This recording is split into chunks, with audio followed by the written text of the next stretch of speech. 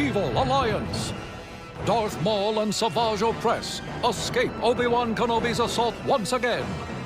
With their plan to build a crime organization in peril, the brothers' fate is about to be changed forever as they drift, barely alive, through unknown space.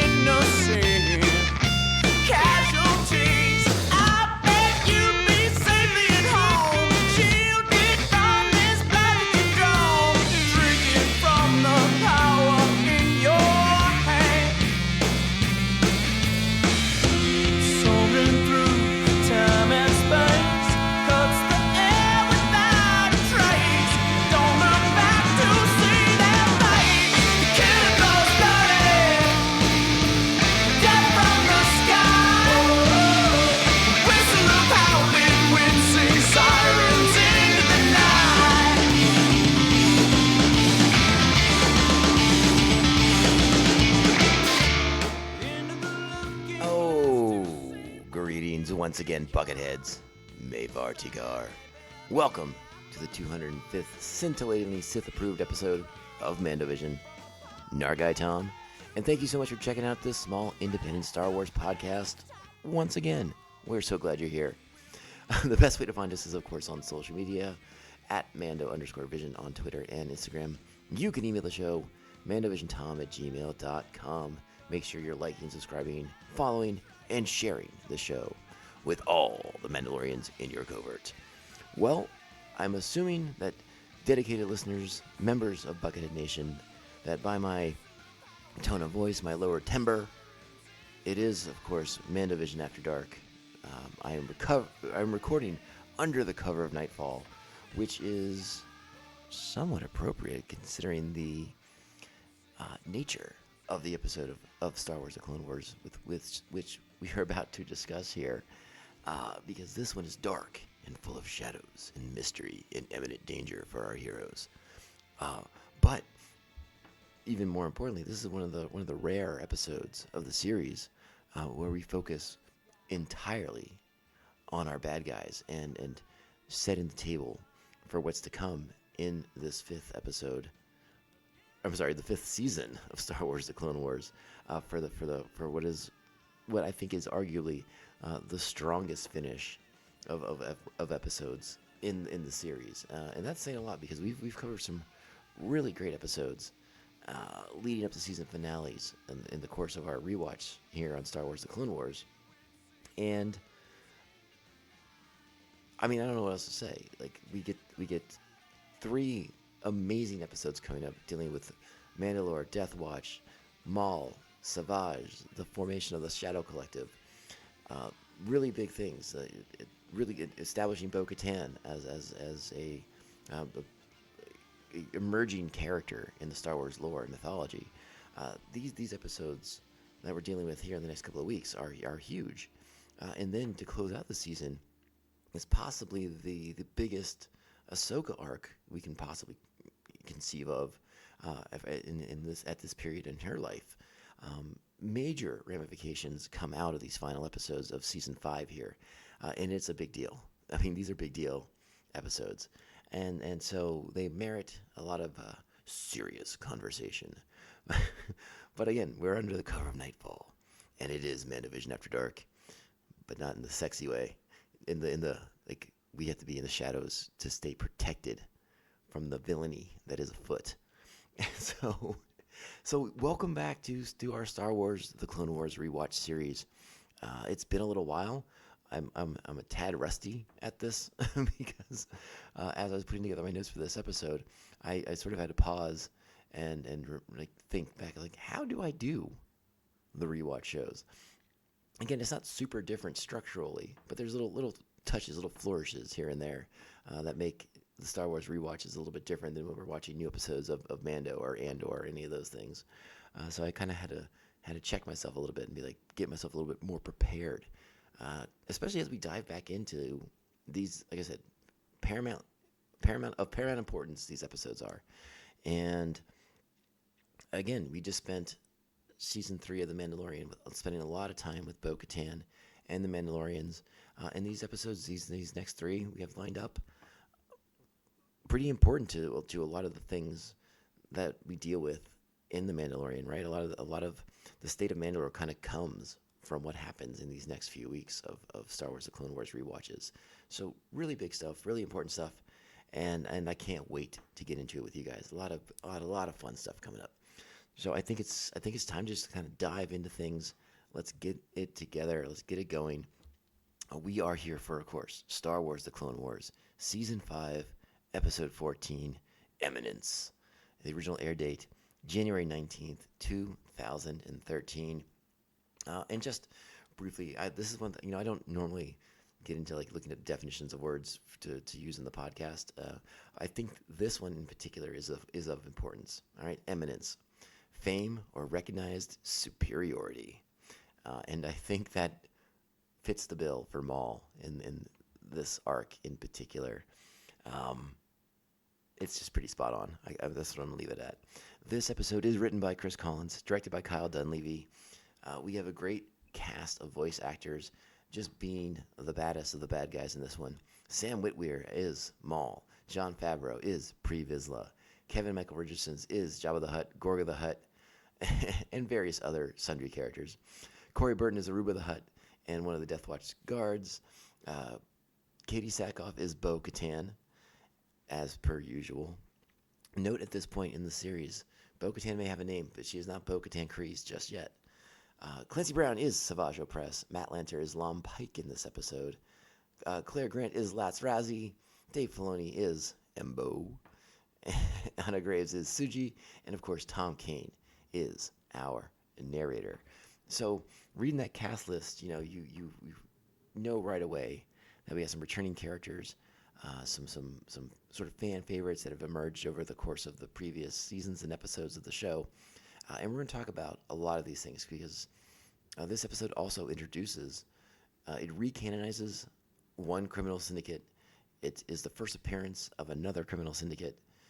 And it's just, if you're a fan of the Star Wars underworld in the way that I am, this is definitely an episode for you. So brace yourselves.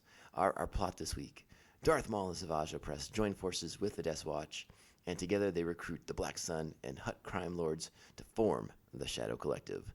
And it's not my favorite plot description because it kind of gives away some of the fun that we get to talk about a little bit later. But they didn't cover everything in this one. No sirree. So let's go into this episode. Let's dive into it. Let's do what we got to do. Break it down. Talk about all the things. Let's just do it. You know what time it is. Strap on your buckets. Let's go. What are you? Should we rub them out? No. I want to hear their story. If they're an enemy of the Jedi, then they're a friend of mine. Load them up. And as I warned you, a little bit rusty, I forgot to give you our Jedi fortune cookie for this episode, which is one vision can have many interpretations. And I think that's a pretty, as you watch the episode, that is a fairly self-explanatory Jedi fortune cookie, particularly when it comes to the visions of Maul himself and Pre Vizsla. Vizsla obviously very focused on Mandalore itself, and only Mandalore.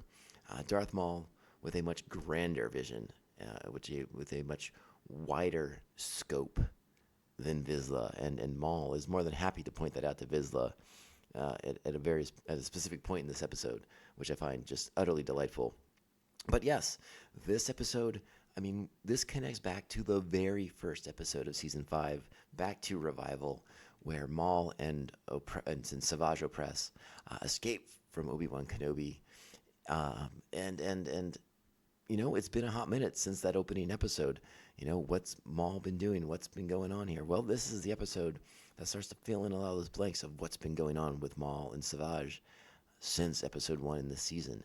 They're found on the verge of death, freezing in their lifeless spacecraft by members of the Death Watch, including Pre Vizsla and Bo-Katan. And I believe it's that lightsaber that Pre Vizsla finds on the floor that clues him into these are clearly not Jedi, so perhaps they are enemies of the Jedi, and perhaps this is a being, two beings that I can potentially exploit. Now remember, Savage Opress is damaged. He lost a hand to Obi-Wan Kenobi, so he's in a little bit more dire straits than his brother at this point in the episode. And once they get back to Beth's hidden base, it is Maul that recovers first to sort of begin laying the groundwork for his grand scheme, and how Mandalore and Pre Vizsla's vision can fit into his. So let's take a look at that scene right now.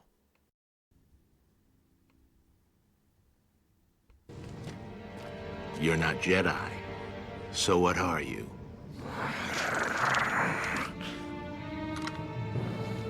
We are Sith. Do you serve Count Dooku? I serve no one. I thought there could only be two Sith. A master and an apprentice. We are brothers. The true lords of the Sith. What happened to your ship? Destroyed by Jedi. Do you know which Jedi? Kenobi. So clearly this is Katan, Bo-Katan and Pre Vizsla exchange a glance.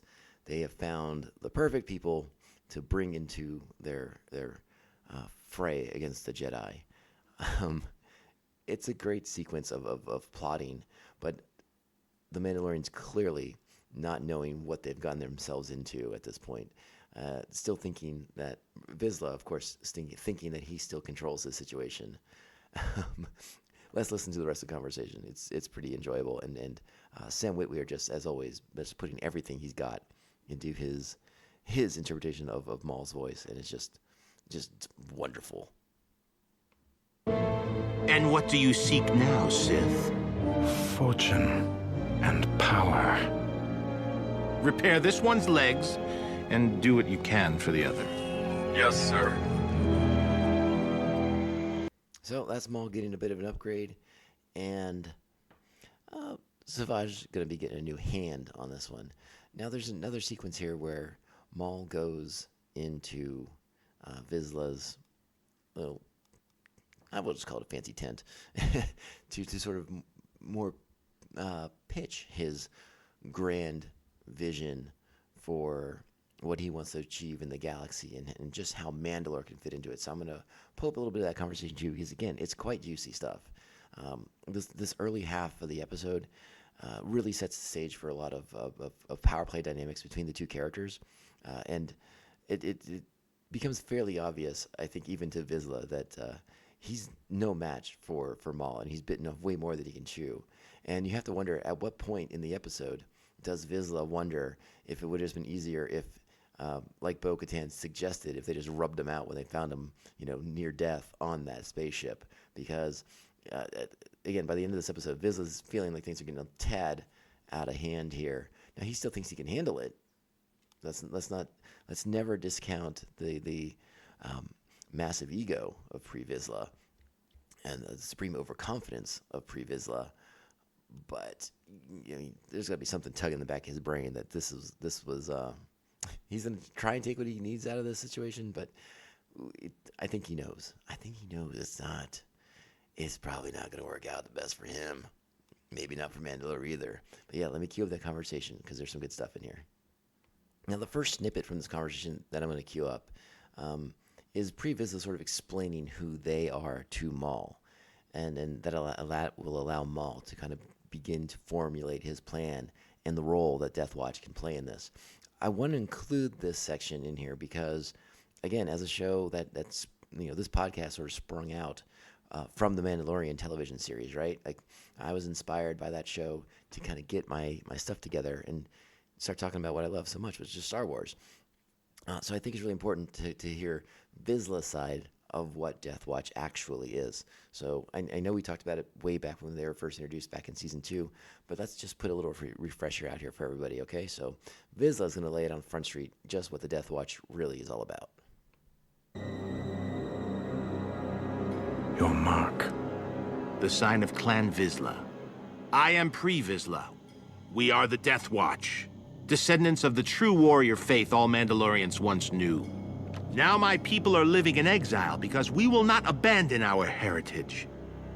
Our people were warriors, strong, feared. Now they're ruled by the new Mandalorians who think that being a pacifist is a good thing. They've given away our honor and tradition for peace. Duchess Satine and her corrupt leadership are crushing our souls, destroying our identity. That is our struggle. If they are weak, why do you wait?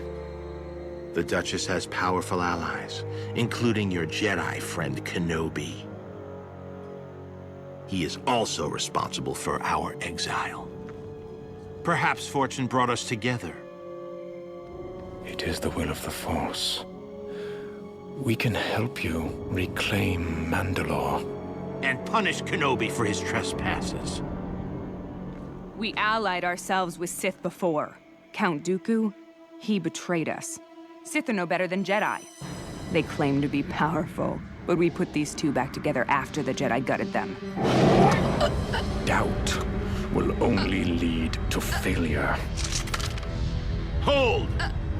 Our combined strength will be rewarded. Mandalore will be yours, and Kenobi, this Sith pretender Dooku, and all our enemies will fall.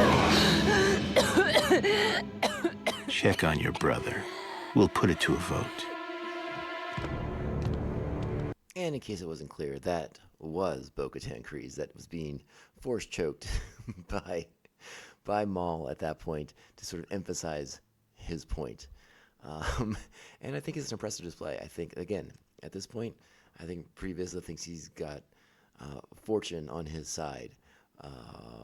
But Maul very quickly will establish himself as the one running the show, and Vizsla is just there to support his grand ambitions for the galaxy. And because, again, reminder, back to Revival, the plan all along was to form this great criminal syndicate that could cripple the galaxy, that they could use to move into places of power and to be counter to the Republic, to the Separatists, to the entire Clone Wars operation. Remember, this is all about getting the attention of Darth Sidious. Maul's plan for vengeance goes all the way to the top. Kenobi's a big part of it, but he wants his revenge on Palpatine as well. It's a broad, big scale plan that Maul's concocting here, and he sees where the Mandalorians fit in it, even if Pre-Vizsla can't quite conceive of just how big and far-reaching Maul's plan is. So this is where the episode really takes off, in my opinion, because now we have all of our plot stuff out there. It's all on Front Street, and now it's all about combining these forces together so that they can move in on Mandalore, so they can move against the Jedi, they can move against the Republic and the Separatists and everyone who's wronged Maul at this point. It gets Vizsla what he wants. The plan is to be on Mandalore, and we'll talk about that a little bit further down in this episode. But right now what happens is a lot of really fast-paced, great action sequences, which is the formation of the Shadow Collective. And it's really, really strong stuff. I was just delighted by every second of this episode. Because the first stop is to go see Black Sun, a group making its re-emergence into Star Wars canon.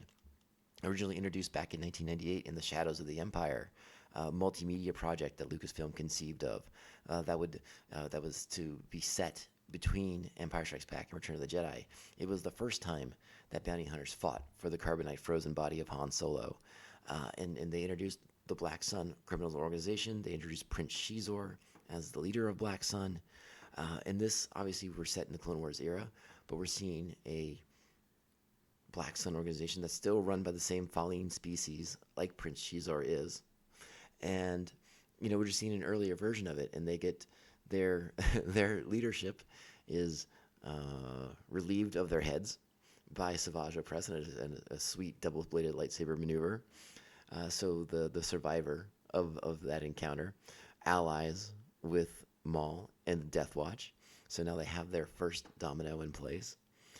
So again, to me, as someone of my age bracket, I thought it was really cool to see Black Sun reintroduced into the canon. It was an element that I liked. I know many people, not huge fans of certain elements of the Shadows of the Empire series from back in the day, but I always liked Black Sun. Again, I like that underworld element.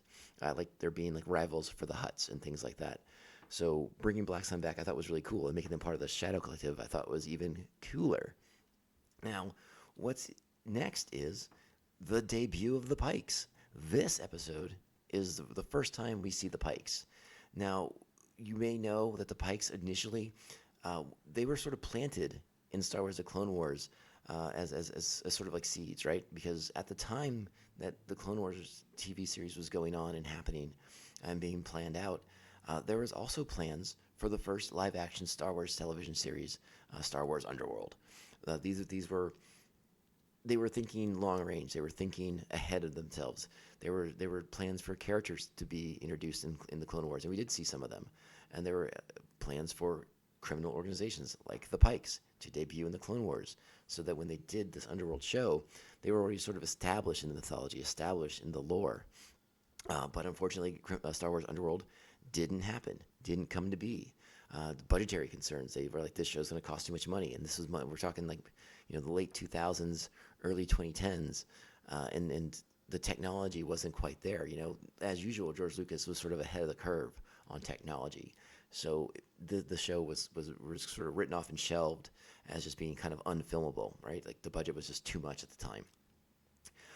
The Pikes were also being planted because there's another element to this underworld aspect. Was the video game 1313 was also in development, and that would later be shelved and canceled as well. But the Pikes were supposed to be a part of that game as well. So the Pikes got their debut in here, and they got their live action debut in Solo. But the Pikes have always sort of had these big plans. They always had these big plans for the Pikes. We got to see them in live action in Solo, in the Book of Boba Fett. So in a way, they have sort of, that seed has sort of sprouted, just maybe not in the way that it was initially envisioned. But this episode, again, this is their actual debut in Star Wars canon and Star Wars lore. This is our first appearance of the Pikes. And once the Pikes join the fold, they join willingly. There's no struggle there. They want to be part of the action. They're not interested in being in conflict with the forming of the Shadow Collective and everything that Death Watch, Black Sun, and the Mandalorians, and Maul and Opress have in play. They're just like, no, cut us in. Let's make this happen. We got the spice, we got those resources. Now they're your resources. The last sort of seed to fall, or not seed, I shouldn't say, but sort of like the last syndicate to sort of fall to their sway is the Hutts. And the Hutts, of course, are not going to be easily bullied into joining this forming Shadow Collective. No. Our Death Watch, our Sith Lords, they go to meet with the Hutt Council, and Jabba's not there; he's on hologram. But the Hutt Council, they have protection there, and Jabba orders these bounty hunters to protect them, right? And ones we've seen before. Again, with sort of more elements of characters that were planted earlier in the show. Now we're seeing them in a different light. Well, maybe not a different light, but it's nice to see them brought back, I guess is really what I'm trying to say here. We've seen Shugi before. We've seen Embo. We've seen Latarazi. And, of course, Dengar, employed by the Hutt Council as muscle, right? And they put up a good fight against Death Watch and Maul and Savage. But ultimately, they are outmatched, outclassed, and make a break for it. And Maul decides to spare them because they're simply mercenaries. There's no loyalty there. They won't be a problem down the road. They're not going to come after Maul for revenge or anything like that. He knows that it's no good, and which is good news because I love Embo. Is like one of my favorite characters introduced in Star Wars Star Wars: The Clone Wars. So to have him not get cut in half, but a great battle sequence between Embo and Savage, as you know, Embo has that giant metal helmet, and Savage is just wailing on it, like, you know, Embo's kind of using it like a Captain America shield for defense, and Maul, or I'm sorry, Savage is just hammering the crap out of it. It's a really a great sequence. From this, there is a there's a sort of a funny bit as Maul interrogates the lone Hutt Lord left behind after the bounty hunters have been sent running, and I just want to play this sequence because I just sort of get a chuckle out of it. So you'll hear some Huttese, but Maul's reaction to the information that's being given to him is priceless. And again, it's Sam Witwer just being absolutely awesome. So check this out. All right, so you'll hear the Hutt being interrogated with a lightsaber being held to him. Here you go. Give me a location. Tatooine! Jabba's palace. So the only thing that you can tell me is that I will find Jabba at Jabba's palace.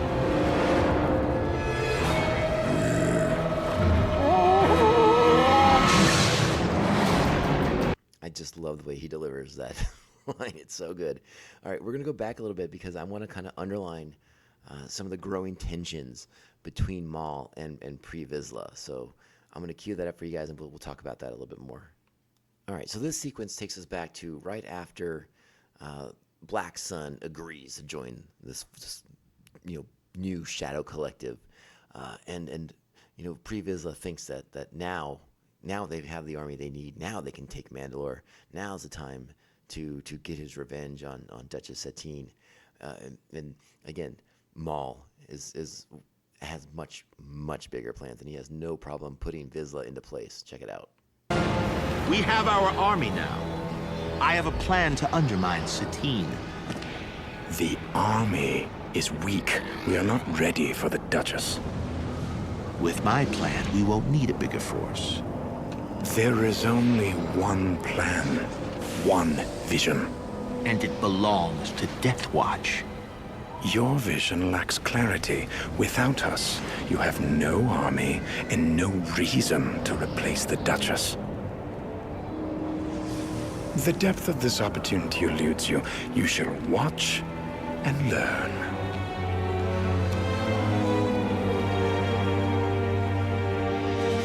Yeah, Vizsla did not like that comment very much.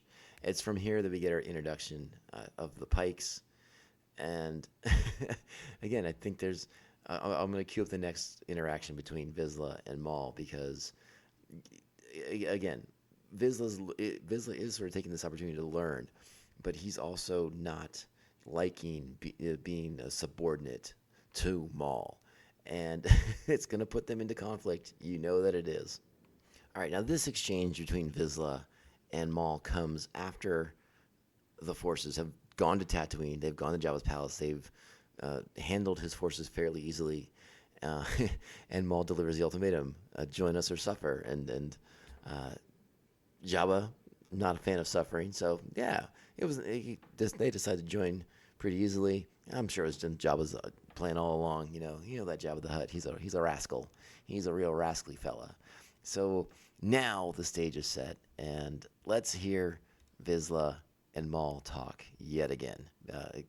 Again, just juicy stuff. I love the interplay between these two characters. It's really fun for us to watch, at least. Maybe not fun for Vizsla. Between the Hutts, Black Sun, and the Pikes, we'll have a large reserve of muscle and supplies. Yes, Then Mandalore and Kenobi are still our priority? they are vital.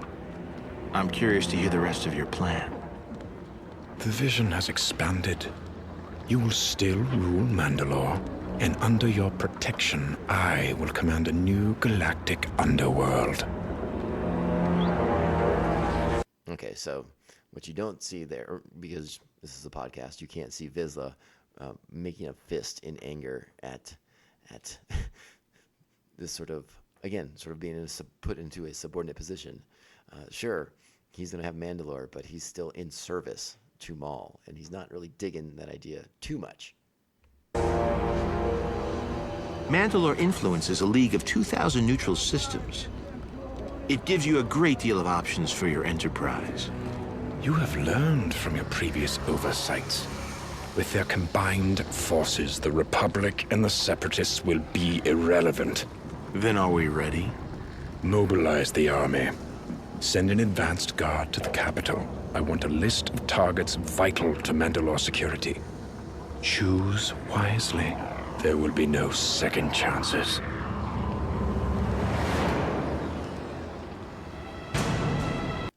So, big stuff. Everything's in place. Again, and that moment, Vizsla making that fist, he wants to say something. He wants desperately to argue, to plead his case, right? But he has learned from his time, and again, I think he knows who the superior force is in this relationship, and unfortunately, he knows it's not him. So he has to sort of play a bit of a long game here with Maul. And that's not necessarily Vizsla's preferred method of doing things. So it's going to be a real interesting. And as Maul leaves, Vizsla will turn to his right-hand person, Bo-Katan. And like I said, Vizsla's got his own ideas. Let's check it out to close out the episode.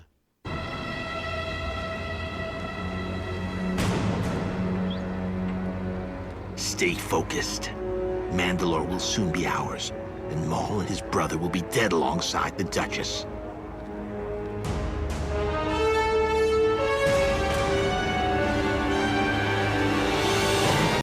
And there you have it.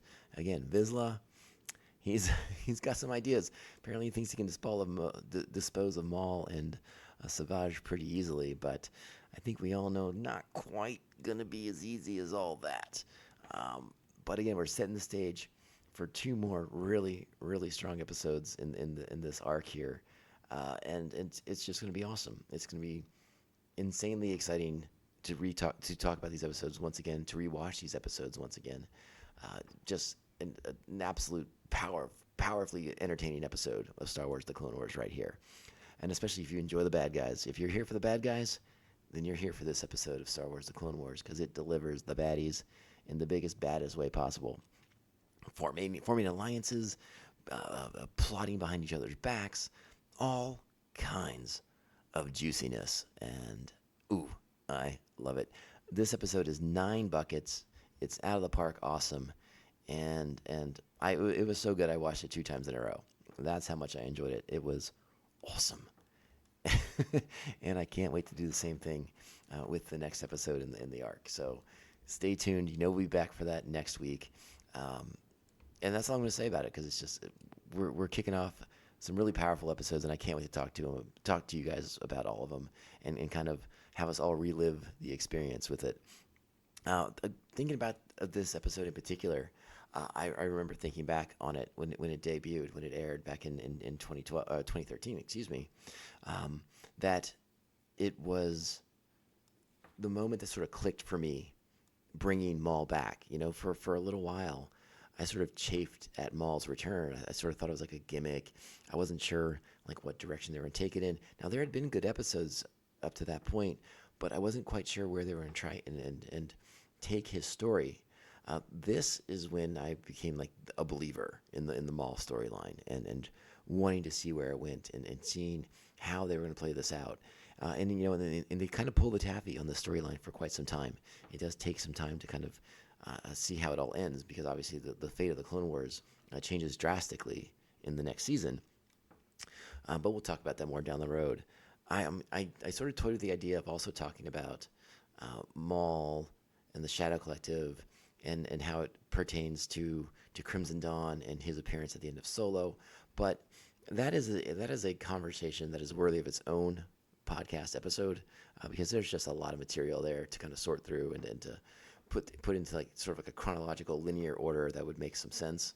But maybe we'll talk about that at another time. But yeah, I mean, the Shadow Collective that he's forming, it has long-lasting impact on Star Wars, from the end of the Clone Wars to the beginning of the Rebellion. And I'm sorry, through the Battle of Yavin even, and then it picks up later on in the comic books as Kira takes the reins of Crimson Dawn. So again, worthy of its own podcast episode. So maybe we'll get to that down the road. Let's wrap it up because this is the Mandovision podcast. I want to thank you all so much for listening. I am your host, Nargai Tom, and I truly appreciate you taking the time to support small independent Star Wars podcasts like us. Make sure you're following us on social media. Excuse me, I got a little frog going on in my throat. We're at Mando_Vision, Twitter and Instagram. Email the show, mandovisiontom@gmail.com. Make sure to like, subscribe, follow, and share the show with all the Mandalorians in your covert. A great way to support the show. 5-star reviews on whatever platform you enjoy. We thank you so much for that support. Buckethead Nation, you are the best. And we do the show because you're here, you're listening, and Bucketheads unite. That's our motto here. So go out there, continue to be great Star Wars fans, and I will be back here to talk more Star Wars, the Clone Wars, more Mandalorian mercenary action. I can't wait. It's going to be so exciting. All right, let's get out of here, friends. We'll talk soon. All right, Bucketheads. Remember, this podcast only ends one way. This is the way. This is the way. This is the way. This is the way. Bounty hunting is a complicated profession.